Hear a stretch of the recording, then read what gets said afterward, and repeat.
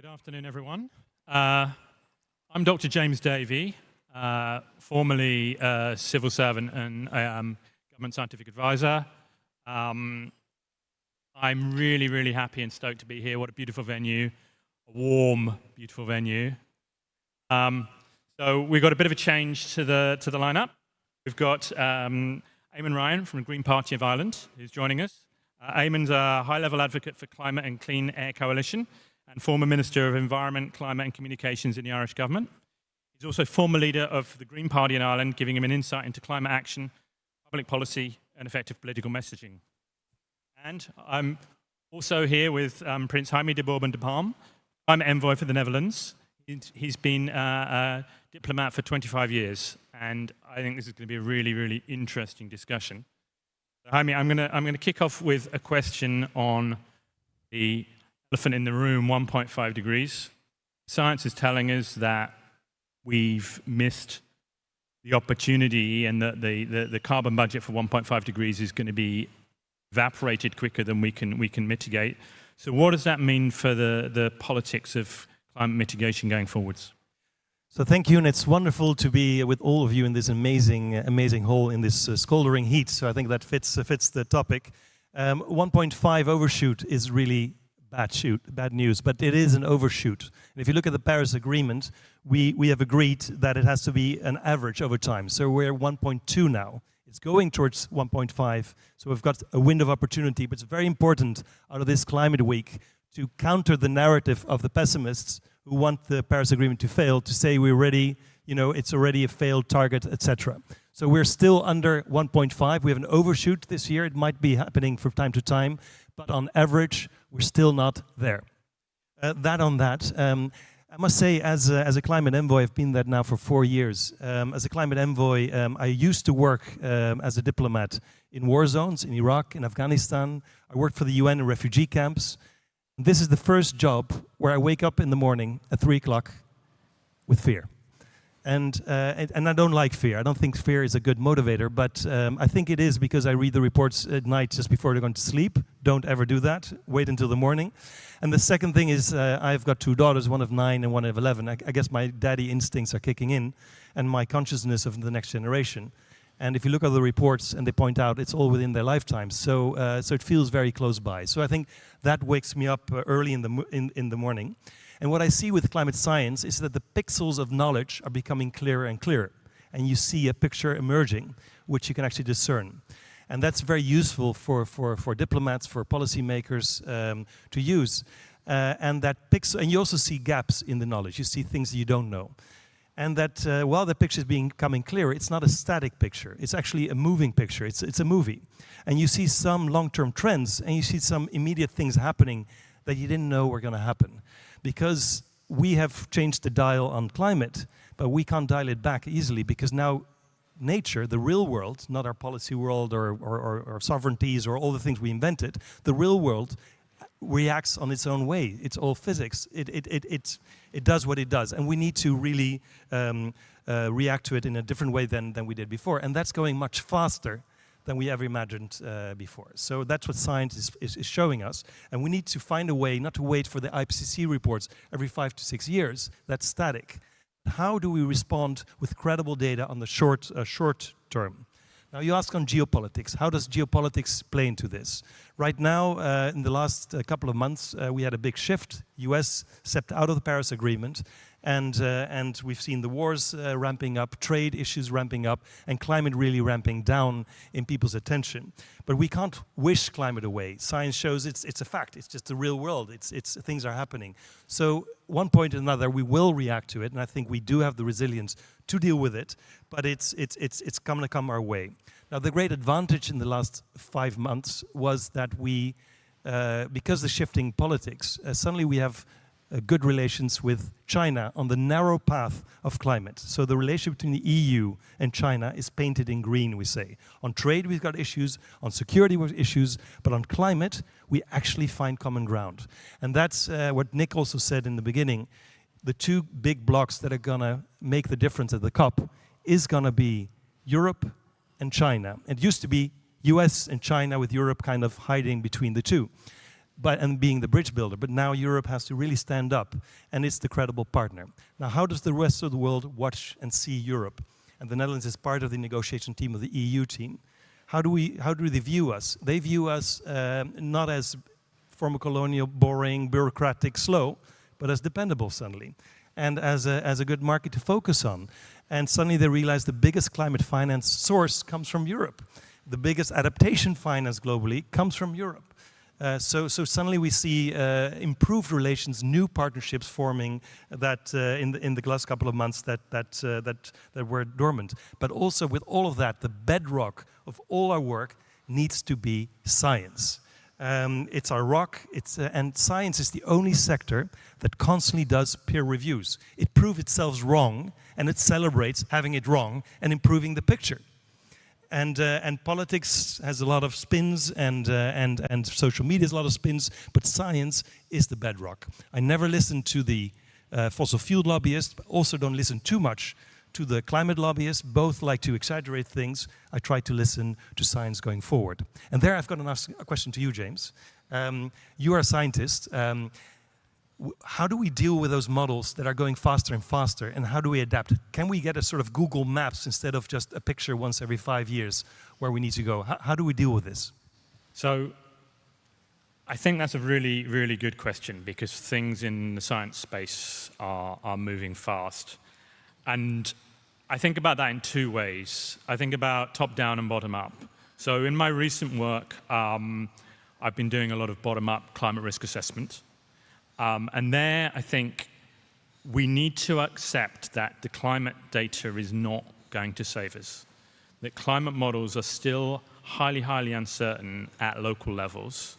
And that when you downscale to sort of the asset level or the operations level, or what I like to think about, the people level, because even if you don't have any assets and you don't own your buildings, you have people. The people that work for your organizations are extremely vulnerable to climate. You can replace your assets, you can move your operations. You don't want to damage your people. For that sort of stuff, the climate data can give you indications about the kinds of hazards, as in rainfall, temperature, probably not much in the way of storm. They can't reliably talk about storm in the future, but they can give you indications of where the climate's going to go, but they can't tell you about your risk. If you're working at local level, the data will only give you an introduction. What you then need to do is really, really get down on the ground and think about, what does this look like? What are the risks? And I'll give you two very quick examples. One, I did a climate risk assessment for a major UK port quite recently. It was only by getting down onto the port with someone who knew how ports worked, and with someone from the port, and actually then brainstorming that with a group of people who worked on the port, you could really zero in, okay, there are flood risks. There are overheating risks. There's equipment that's really vulnerable. Climate models don't tell you that. You can't see that from Google Maps. You need to get down on the ground and walk it. And ultimately, because we can't walk everywhere, that means we need to be upskilling people across all industries, but particularly industries that are highly climate vulnerable, to identify the risks themselves, give them some indication as the data and where it's going, and then build up from there. And an airport, very quickly, they had a prefab building. You can't see that on a map. It was the staff that told me this building overheats in the summer. I'm like, well, there's your climate risk, right there. And it's not in the model, right? It's just, it's in reality. Eamon. Yeah, I was going to, if I can come in, the science is hugely important, that information is vital, but it's not going to save the day on its own. And I think increasingly we're seeing that we need to start broadening out the argument and the case to bring the public to the scale of change that we need to make. I was very fortunate. I spent this morning at the Global Ethical Stocktake. The Brazilian presidency had set it up for it was the first of 6 ethical stocktakes they're going to do. Others are going to do the same. And I think that issue of ethics, as well as science, is going to increasingly come into play. Just briefly, we are in deep trouble. We all know that, as you say, Jaime. And those modelling, or that impact modelling, even though doesn't go down to the local level, there's no get out of jail coming out of that modelling, the opposite.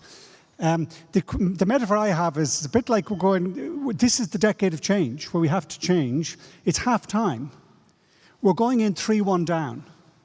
And the other side are full of mocking derision and overconfidence and think they have the game won.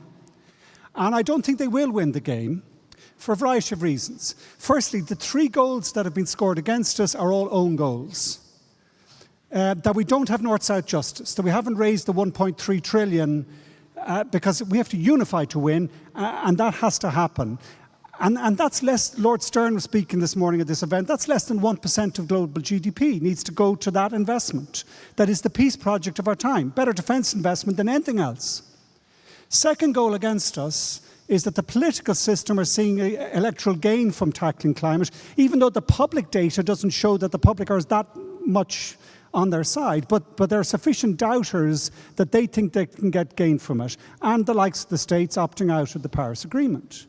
Again, the solution, in my mind, to pick up what you're saying, Jaime, is to stick with the Paris Agreement and start really broadening trade and investment agreements. I would go beyond EU, China. I think we should be doing India, Latin America, Africa.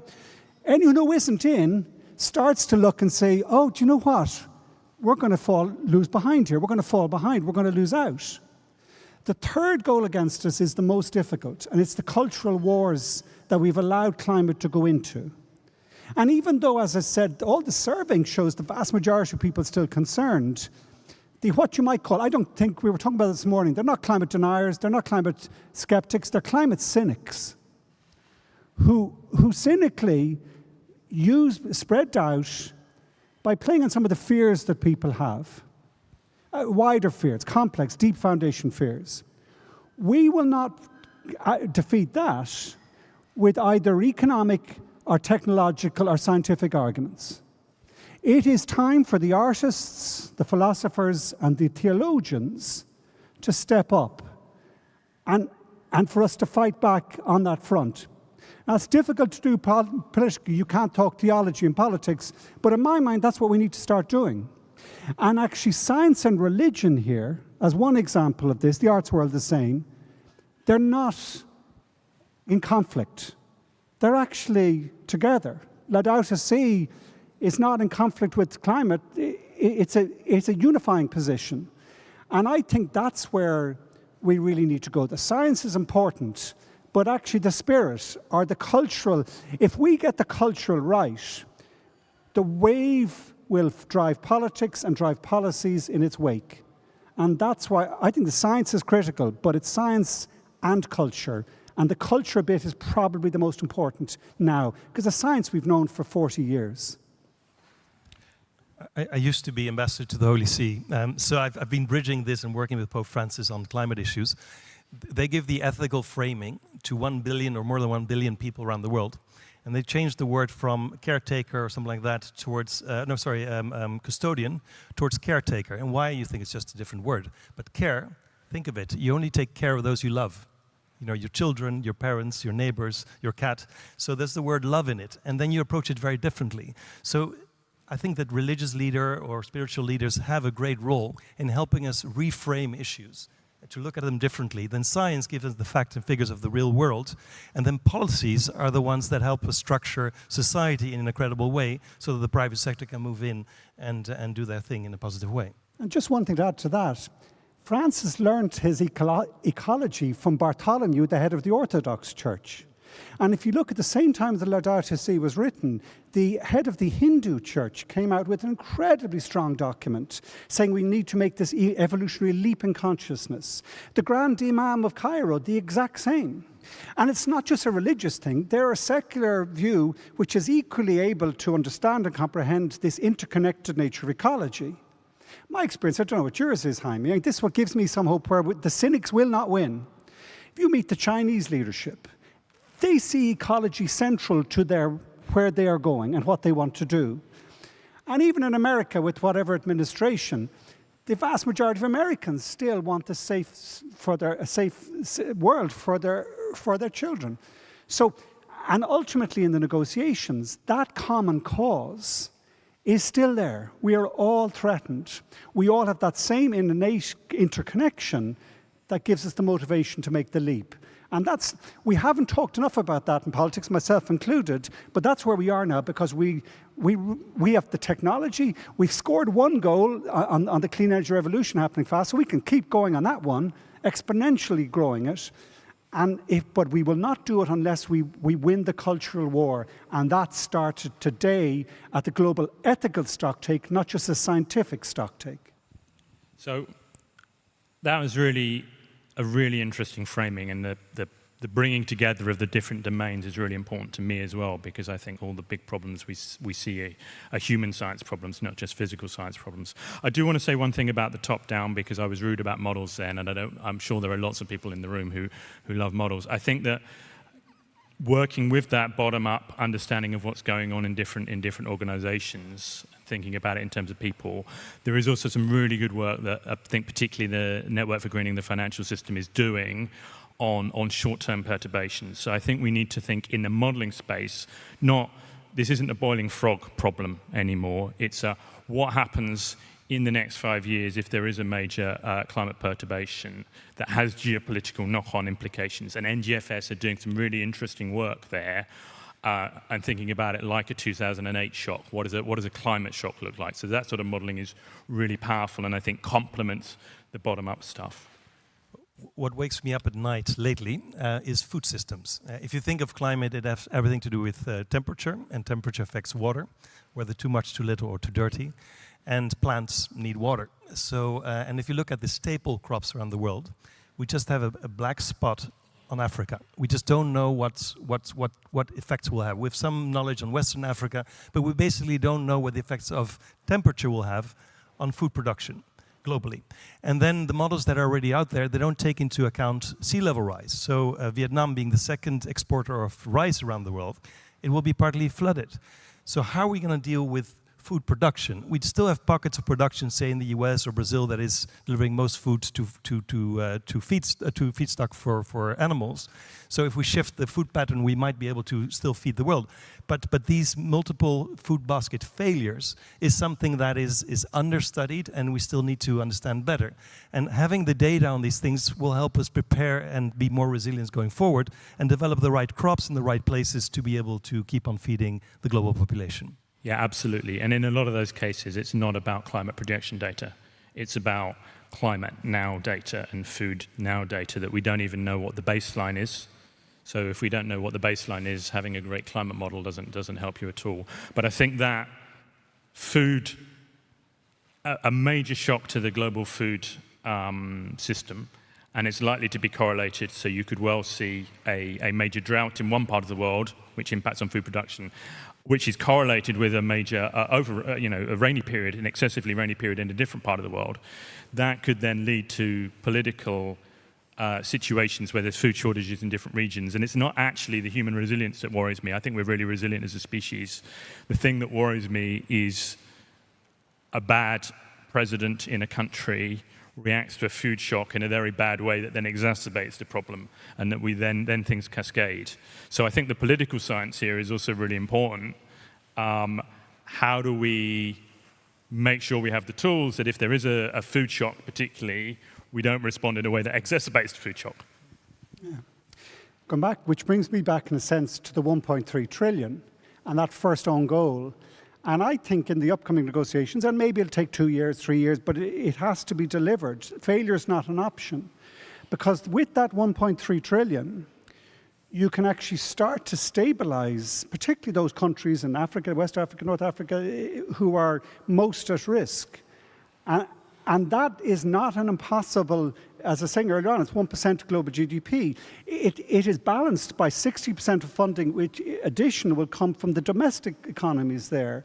And that building of that resilience, and it should not be beyond the ability, I mean, this city, financial global center, knows the financial architecture, I think, that can help make that happen and deliver. It's never really been delivered because we don't have the political will and the cultural war, one, to back that up. And that investment is in adaptation as well as mitigation. It is the real trick will be getting it down to small scale, local, so that they're the areas that are probably going to be most at risk when the food systems are going to be at difficulty.